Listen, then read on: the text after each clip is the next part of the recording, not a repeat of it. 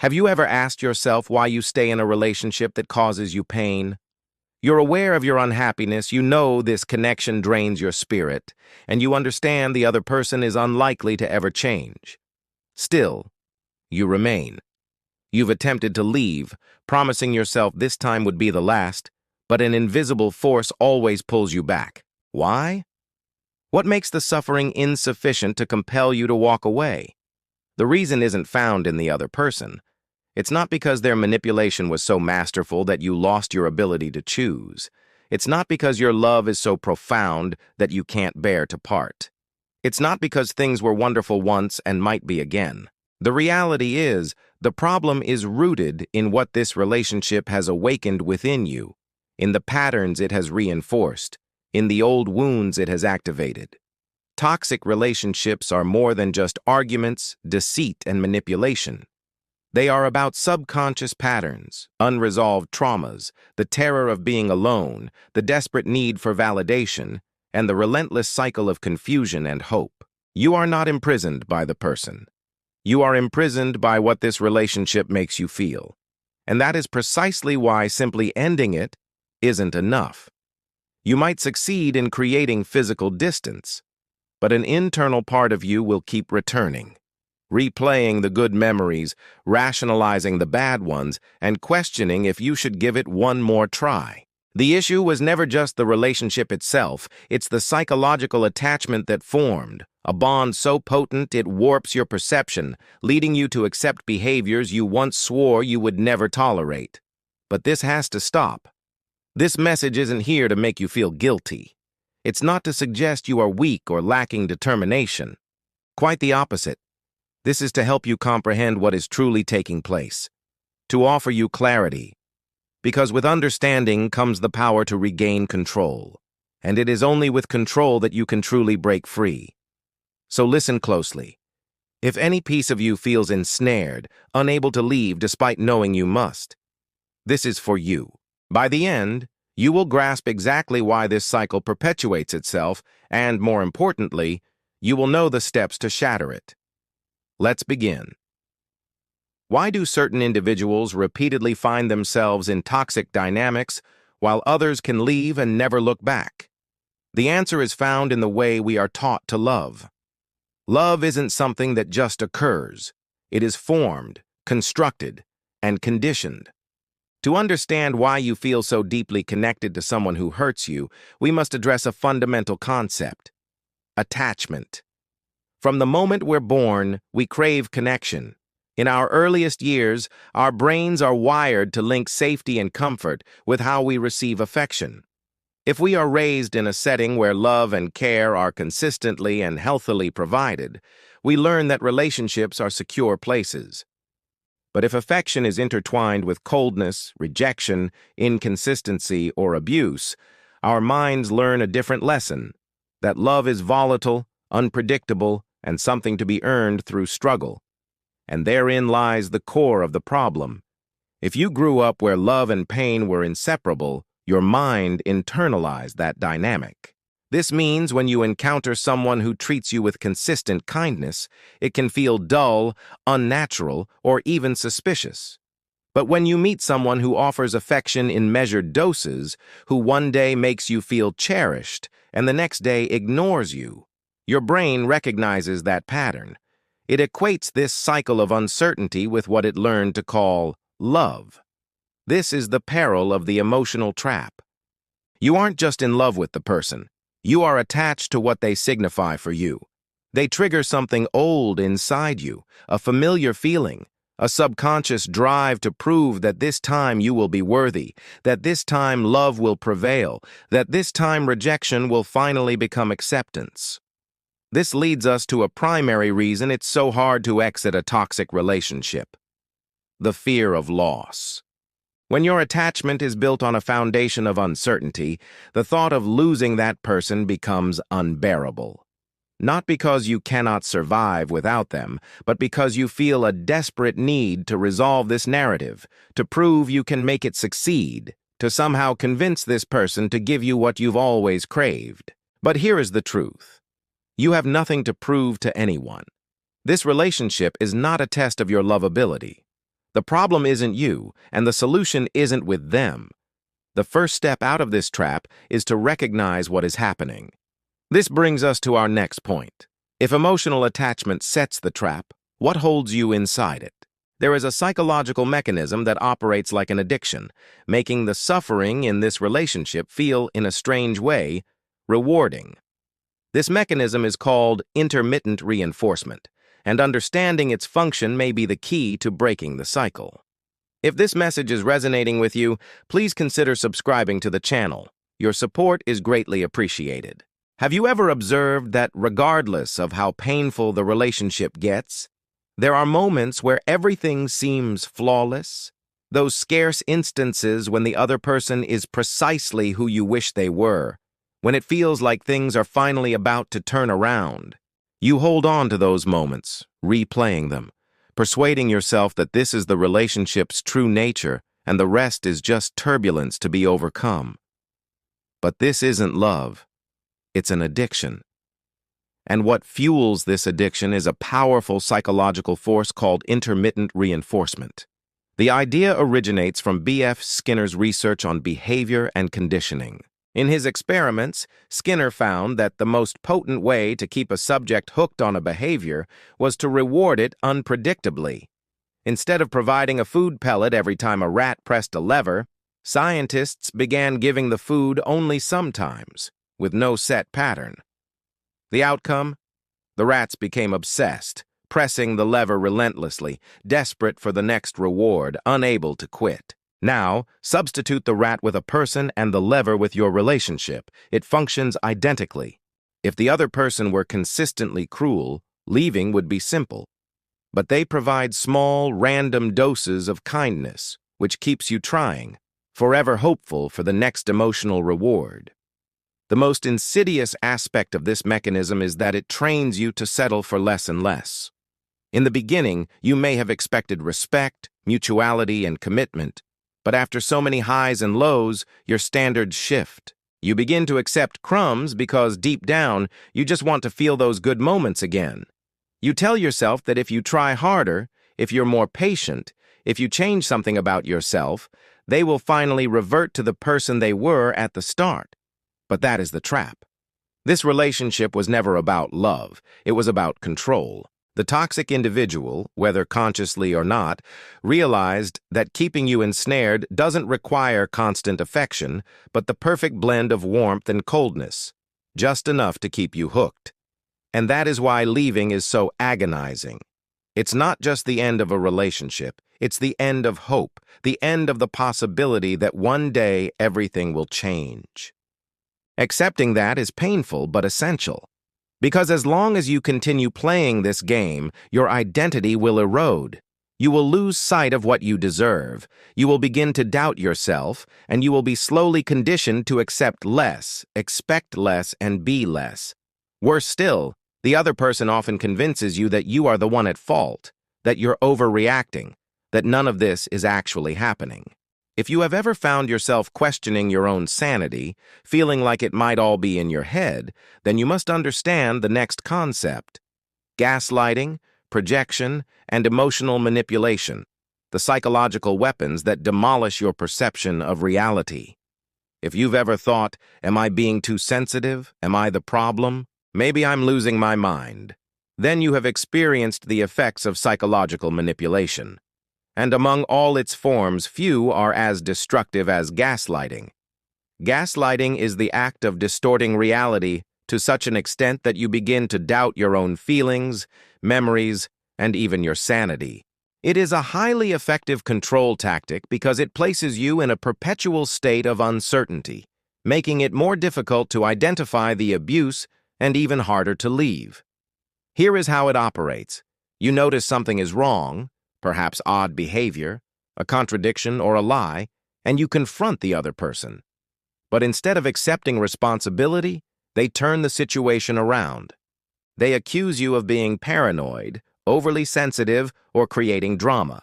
Phrases like, "You always take things the wrong way," "Wow, you're so dramatic," or "That never happened, you're imagining it," become frequent.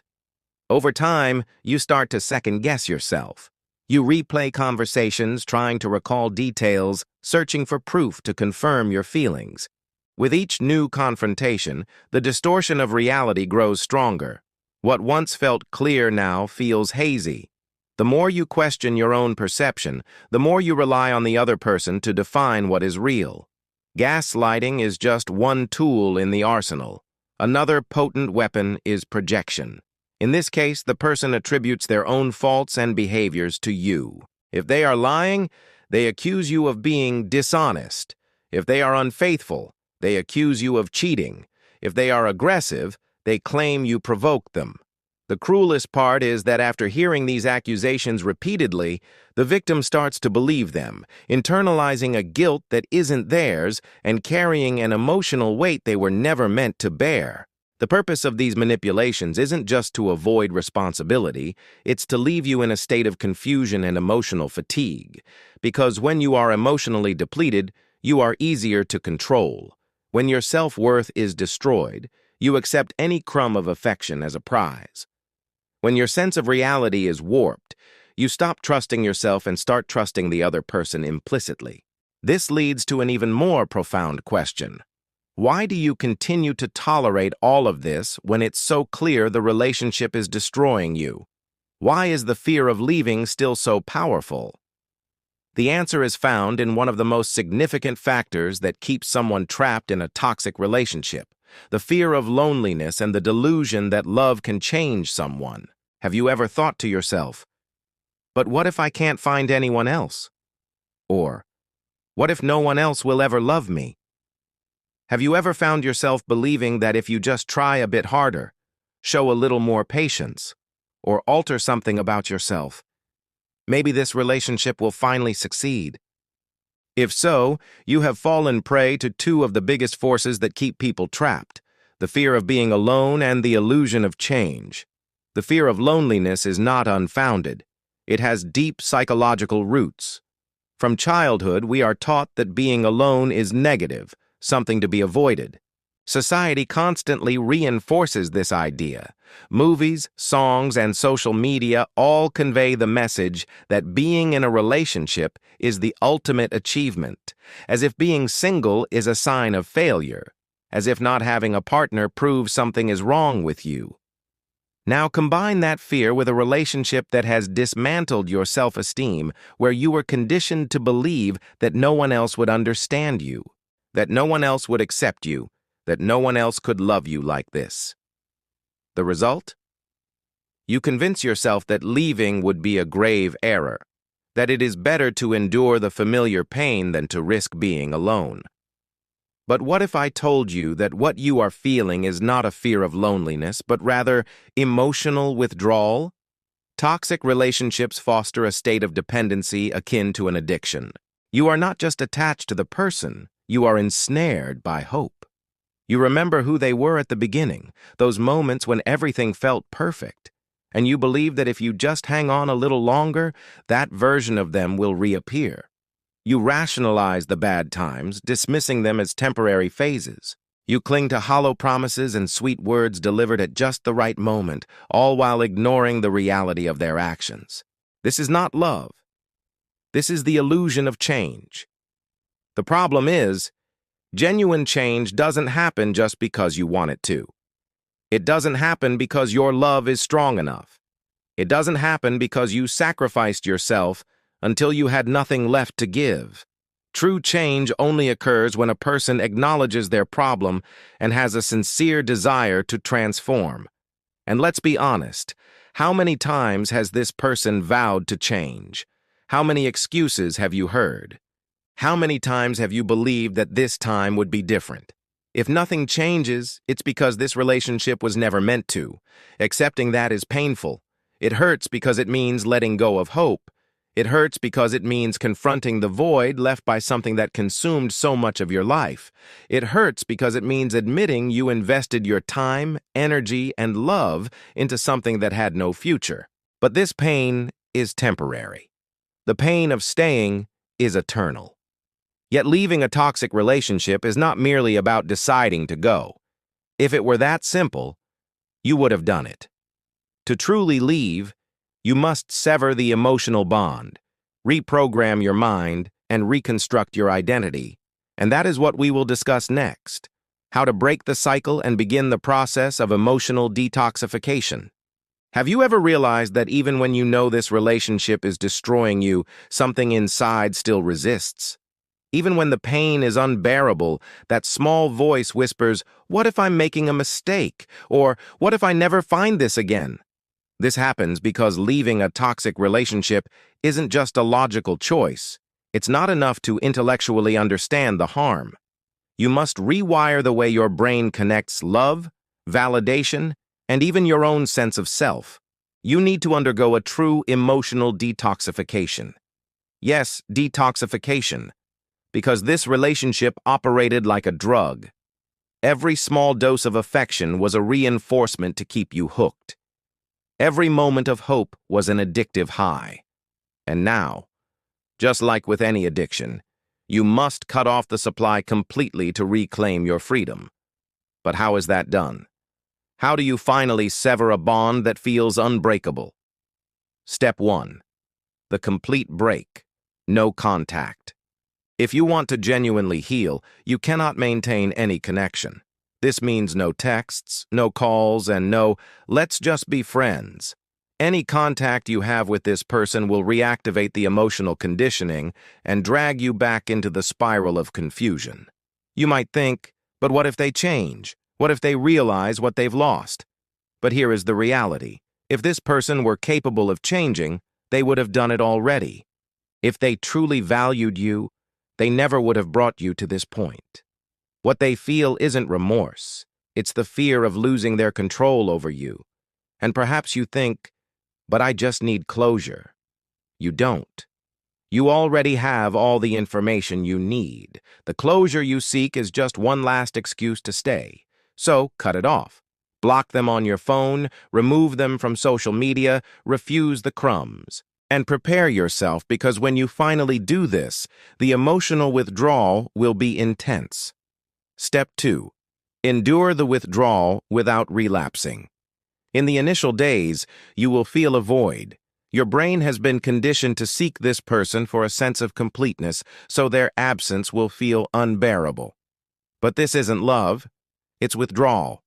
The issue is that your brain will try to lure you back.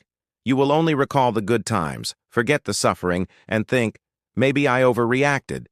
But that is just your addiction fighting to pull you back in. The best way to navigate this phase is to replace the old pattern with a new one. Fill the emptiness. Create a routine that keeps you occupied. Exercise, read, and spend time with friends who lift you up. And above all, do not romanticize the past. Write a list of every single thing this person did to hurt you, and read it whenever you feel the urge to return. Step 3. Rebuild your identity. Toxic relationships obliterate self-esteem. You've grown accustomed to seeing yourself through the other person's eyes. You were taught to believe you are not enough, that you will never be truly loved, that you must change to be accepted. Now is the time to reprogram yourself. You need to ask, who was I before this relationship? What did I enjoy? What made me happy? What did I give up to fit into their world? Recovery means rediscovering yourself. It means reclaiming your voice, your desires, and your autonomy. You do not need a relationship to be whole. That idea was planted in your mind by a society that profits from your insecurity. The truth is, the love that truly matters, and the only love that can heal you, is self-love. And that is exactly what we will talk about now. Because leaving a toxic relationship is not an ending. It is the beginning of something far greater. True liberation only comes when you finally choose yourself. There comes a point when you must make a choice. Continue to destroy yourself for a love that was never real, or finally choose yourself.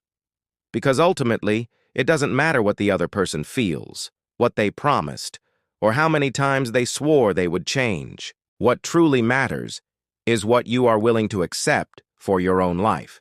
And maybe in this moment, you still feel doubt. Maybe that voice inside is still whispering, but what if it's different this time? What if I'm overreacting? What if I never find someone else? That voice is not yours. That voice was implanted over time, reinforced by every crumb of affection you were made to accept, by every cycle of manipulation that eroded your self-confidence, by every time you put your own well-being on the back burner to please someone who never truly valued you. But now you know, now you see, now you have a choice. And I must be direct. No one is coming to save you. No magical answer will appear. No divine sign will release you from this cycle. Either you make this decision or you will continue to repeat this pattern until there is nothing left of you. Because that is the fate of those who stay in a toxic relationship, an emotional exhaustion so profound that you completely lose yourself. You no longer know who you are, what you like, or what you want. You are reduced to a supporting character in someone else's story. And by the time you realize it, it may be too late. So stop. Choose to leave. Choose to break the cycle. Choose to rebuild yourself. And don't think this will be easy. On the contrary, the first days will be the most difficult. You will miss them. You will want to go back. You will question if you made the right decision. But over time, something incredible will happen. The fog will begin to clear. Your mind will become sharper.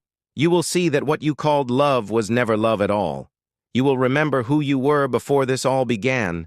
And then one day, without warning, you will wake up and realize that you are finally, truly free. But to get there, you must take the first step. You must make this choice now.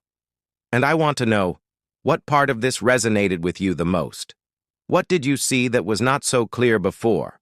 Leave a comment, because your story can help others who are going through the exact same struggle. And most importantly, keep watching. The next video is crucial for your journey. If you've come this far, you need to see it. Trust me, you can't stop now.